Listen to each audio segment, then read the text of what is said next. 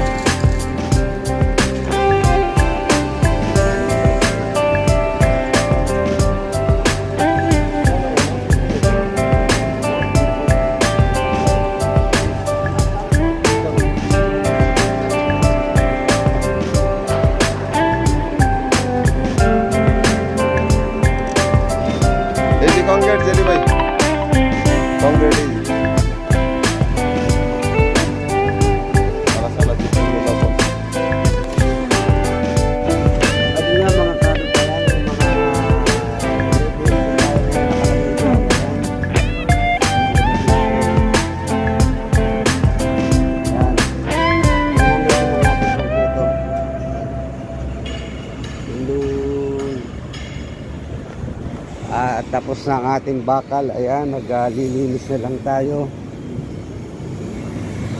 Linis na lang sila.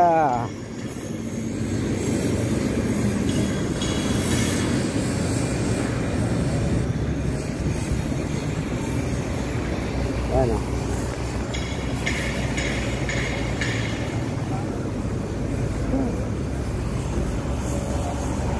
Oh! Sabar. Wala na. Ayaw.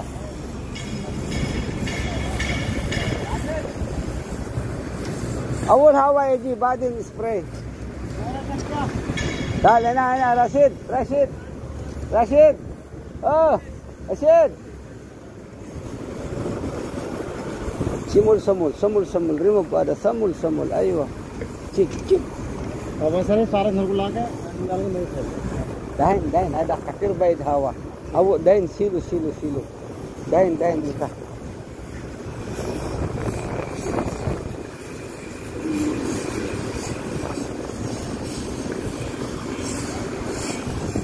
Kailangan natin checkin lahat para walang masabi. Kasi mistake gitu. Yun ada mapinil. Ayo, ada kita. Syup.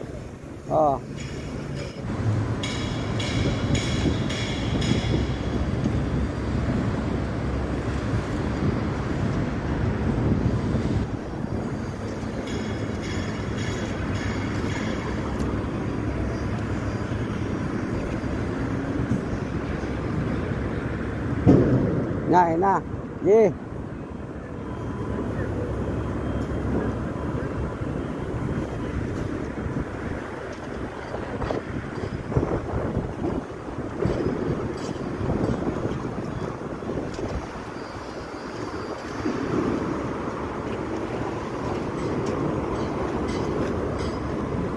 Zay. Share mo ba da? Still. Ada may yesterday may hand katir blood ba? Ayaw ako para.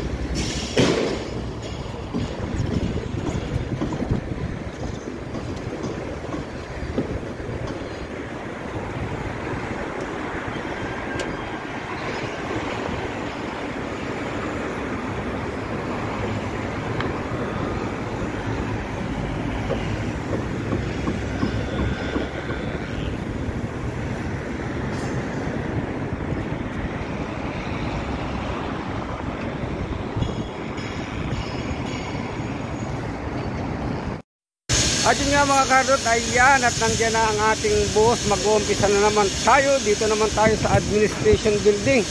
Ayan, at ito na nga, nandito na tayo at ating nilagyan na, binasana po natin ng tubig yan. Bubusa yan, binasana po ng tubig yan para mahugasan ng bakal. Kaya kailangan mabasa-basa yan. Yan po ang ating bubusan ngayon, ganyang kalaki. Yan, bali 110 cubic meters yan. At yan, tumataas na po ang pump natin. Nandito na ang ating concrete pump. Ayan, kung makikita nyo, concrete pump na po yan. Tingnan natin sa baba, mga kahastot. Ha? Sabo, kali. Ayan, kali. Mungkin ada if this consultant coming, should gumama, badin in tapin mo. Hamam, yala. Badin tan. Ayan guys.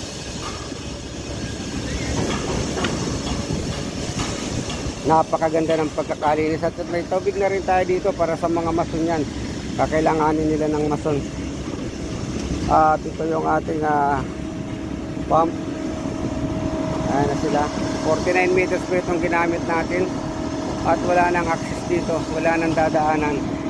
Totally sarado na. Sila, matudahin ka rin. Apisuyan na ba niya ito rin? Ayan. Ayan po pasilip sa ating project mga kahardot. Ayan.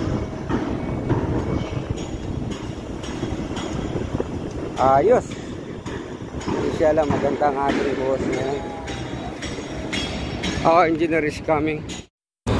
Yan mga kardot, at yan ang ating konkreto dumating na. Ayun, at siyempre meron tayong technician doon, tinitistang muna ang slab niyan. Ayan, meron tayong 3 truck ngayon biglang dumating. Ayan, okay. At tingnan natin ang boss nila. Ayun, tumunog na naman ang ating mga crew. Yun ang mga crew natin, ayun, sa taas, yung mga mason. Ayan. Ay, good, yo!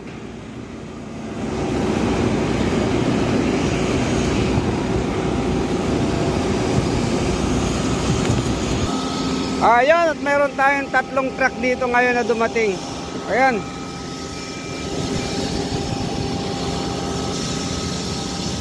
Yan, at umpisa na naman ang laban ng kanilang pagpapala. Ayan ang mga tao natin.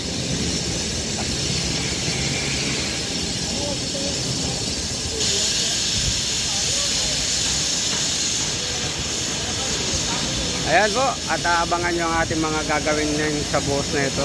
Ayan. Ayan ang papalagit ng pump.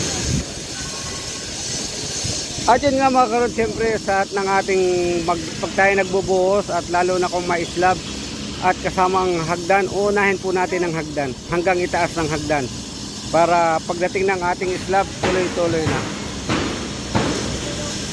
Ha?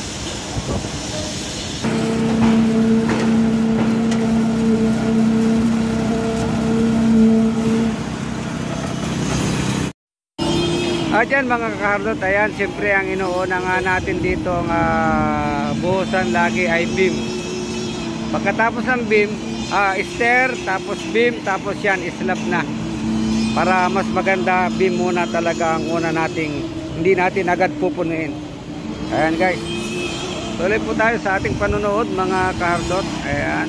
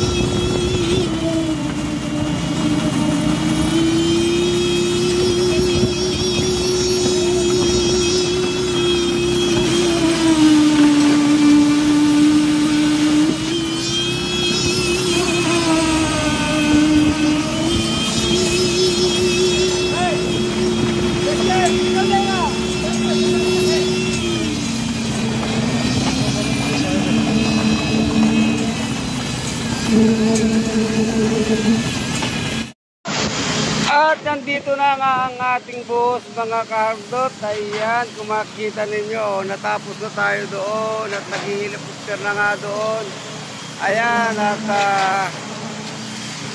maaga pang natapos ang ating bus ngayon. Oo.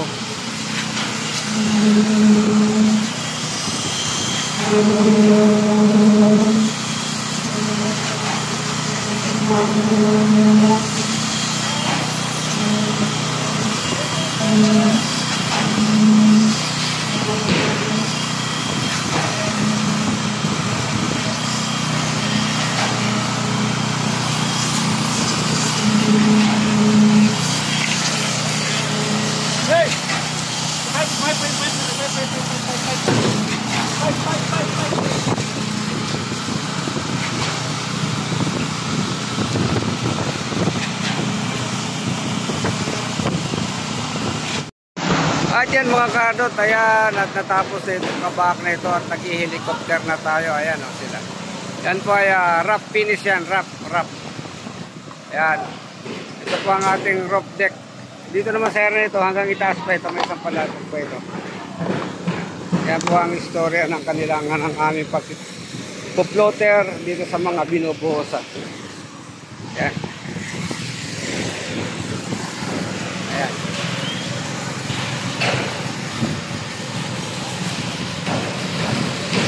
Yan, bali inabot yan mga kahardot ng 111 cubic. AGPT.